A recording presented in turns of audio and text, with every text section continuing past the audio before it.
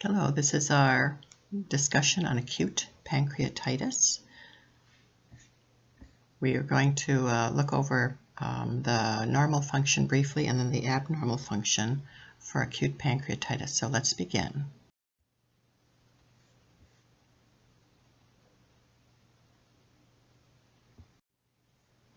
Here are our objectives.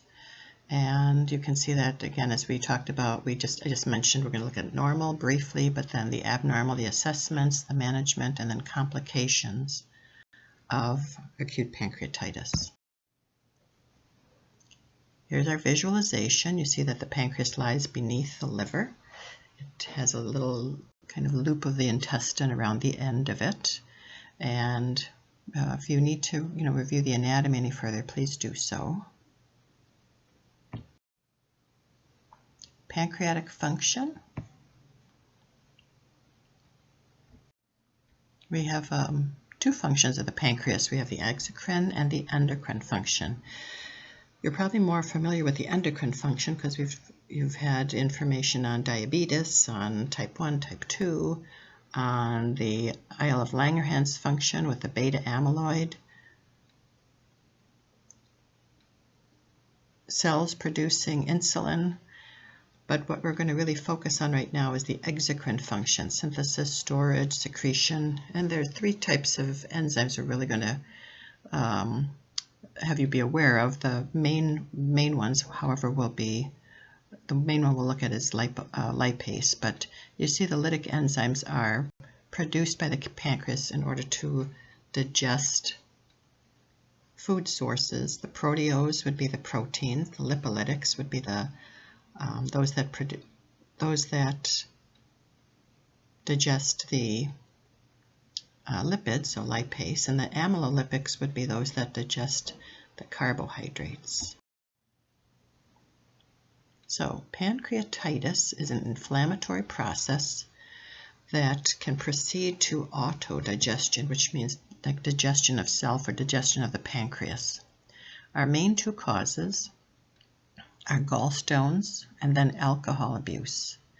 And these would be questions that we'd ask during a history and physical, as long as the patient isn't critically ill. But these are typically, by majority, our causes. There can also be just idiopathic. The patient develops pancreatitis and there's really no rhyme or reason for it. And the itis, or inflammation, can actually proceed to a severe inflammation. You see this statement of resultant SIRS, S-I-R-S, which is systemic inflammatory response syndrome. And we'll talk about that Tuesday in our shock and SIRS and MODS presentation. The resultant SIRS, or severe inflammation, that's not confined to one area, it's systemic, can cause abdominal pain, edema of the pancreatic tissue, and hemorrhage or necrosis.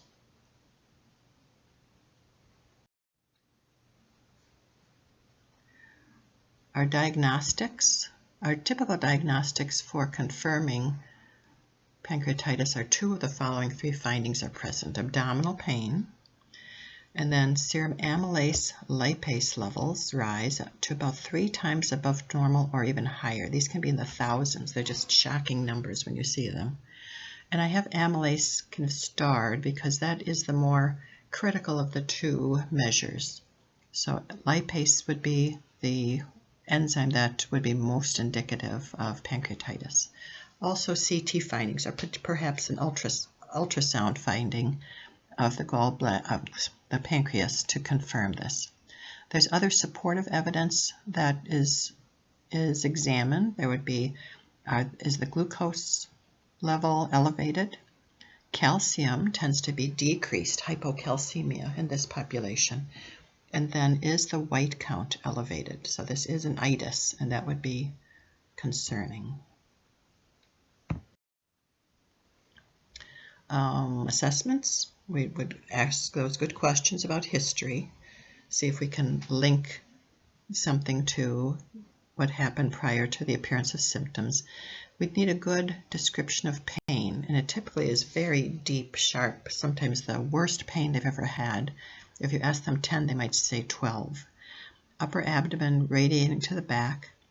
Some other supporting assessments we'd see along the way with their pancreatitis would be some bruising patterns. So try to remember what Cullen sign and Gray-Turner sign. I have some pictures of that in a little bit. As far as cardiovascular, they become shocky from the pancreatitis, and we'll talk about that again on Tuesday, but shock tends to be presented with low blood pressures, higher pulse, and higher respirations. And then some physical findings. If you can remember from your physical assessment class, Schwastek and Trousseau sign. This is just an example of hemorrhagic pancreatitis. You can see how swollen and engorged the pancreas is and bloody. This obviously is a pathology picture, probably after a patient has passed away. But you can see how severe hemorrhagic pancreatitis can be. Here are assessment findings, and you see Schwastek and Trousseau's there on the top. So Schwastek is the tapping on the cheek muscle. It tightens from the hypocalcemia, and they kind of scrunch up their cheek on that side. You can see the lip on that side elevated. Trousseau's then is elicited through blood pressure cuff. It's tightened to a certain point, and then they have a carpopedal spasm where their fingers go together and their hand kind of moves forward. Our bruising patterns are then seen below that. This would be after the pancreatitis has been present for a little while. And Cullen's is on the left. That's the periumbilical bruising. And Turner, or Gray-Turner sign, is then on the right. So this is a bruising to the flank, and sometimes it's kind of modeled like that, and sometimes it coalesces into one huge bruise on the patient's side. Here are some potential complications. We have some multi-system effects, and you'll see those below, and there also could be some local effects called pseudocysts. These are the development of small pockets of enzymes that are walled off into cysts that sometimes have to be drained if they're not slowly absorbed by the pancreas. They don't want them rupturing at some later date and causing problems. Our systemic effects are most concerning. One would be our pulmonary effects. Due to the fact that we have digestive enzymes in abnormally high concentrations, kind of bathing the pulmonary system, this becomes very irritating to the lungs, and they can develop ARDS. This was mentioned previously in our respiratory presentation. And the presentations to that would be advancing hypoxia, surfactant destruction would further damage the alveoli, and they would move into an ARDS appearance. Other systemic effects would be cardiovascular. We talked about they have that shocky appearance, and part of that's because the enzymes produce this, the heart and the vascular system then produce a myocardial depressant factor, and that adds to more of the shock appearance of the patient. And hypovolemia as well, whether it's hemorrhage or whether it's fluid leak or whether it's vasodilation, they become hypovolemic and then again more shocky. Due to the circulating enzymes, due to the hypovolemia, we can have renal problems, and now we have if we have renal failure or renal insufficiency, that really complicates the patient's picture. And then even some hematologic issues for DIC can result from this. So you can see, even though pancreatitis can be mild, when we're talking about complex care and high acuity nursing, these are some of the most challenging patients we have. Management, I regret to state there's nothing to give for this. It's watching, waiting, supporting, trying to prevent complications. So lots of assessment and monitoring. You see vital signs, and it is vital signs, vital signs. Watch for the shock, watch for cardiac output. We have to be all over the oxygen saturations to make sure that the patient is not falling into hypoxia and ARDS. We look at those ABGs and look for that ARDS kind of presentation. Cardiac, we could look at central venous pressures and cardiac outputs indices. We don't want those falling. A decrease in central venous pressure means there's less volume being returned to the heart. Lower cardiac output index means there's less output from the heart. So all those are features of shock in a more severe case of pancreatitis. And then good measurements and managements of volume status and lab monitoring. So you would obviously look at lipase, amylase. You would look at the CBC for white count and H&H. You'd look at all the electrolytes, the calciums. You'd also, be looking at ABGs, as we said before. And additional management other than preventing and monitoring would be pain management. Now, the first statement is some evidence-based practice that's evolved over the last maybe 2 decades. It was always that you never would give morphine because the belief was you would spasm this little sphincter. It would trap more enzymes in the pancreas. It'd make things worse. And after some good research, it was found that this does not happen, and morphine is our preferred pain management medication. So with this belief that morphine was bad, we always used Demerol on these patients, and surprise, we were using the worst of the 2 options. So now pain management is that Demerol is avoided, but morphine is the pain medication of choice. And again, they're telling you this is a 12 on a scale of 10 with severe pancreatitis. The other thing we need to do is to decrease their pancreatic stimulation. So that's stimulated just by appearance of food in the GI system. So we can do a couple things. We can give some medications to kind of reduce the activity and the acid production. You see those there, PPI or H2 inhibitors or anticholinergics. And then, typically when patients present their NPO, nothing by mouth, we don't want anything stirring up any more enzymes to be released from the pancreas. So they can even go as far as let's put an NG and keep everything off the stomach. So this is an important part of their management. The second part of the management, additional part of the management is nutrition. So this is where we get into what do we do and what's best for the patient. I think our evidence-based practice is still working on this. So the patient is really trying to rebuild tissues. They're very hypermetabolic. This is an acute state, so they do need intense nutritional support. So we can do 2 things. If they're not too bad, we can try enteral feeding. And this is helpful because it's the more normal way of feeding, and it's better for the body to do what it should be doing.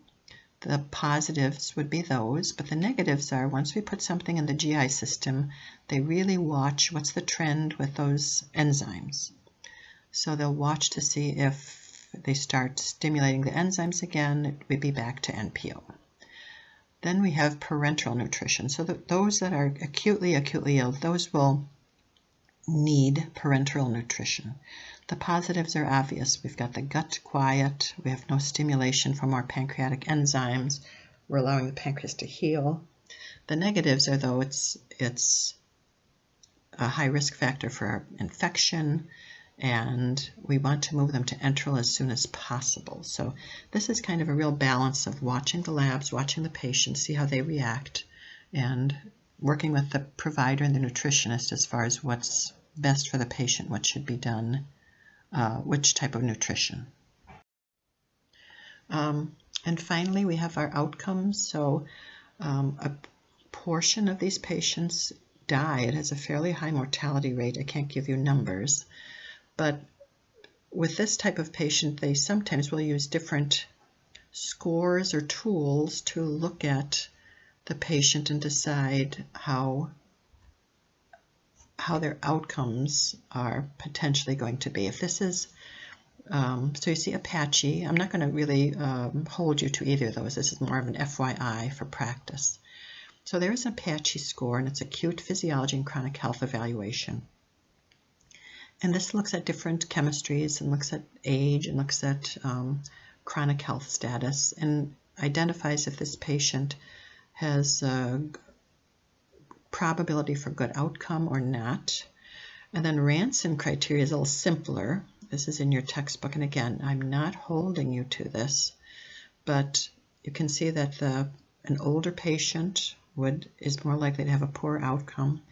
And then if their white counts are high, if their glucoses are elevated, and then beyond the pancreatic labs, if they start to get into liver abnormalities, and these are some liver tests. So if they're having some liver failure on top of this is a poor predictor.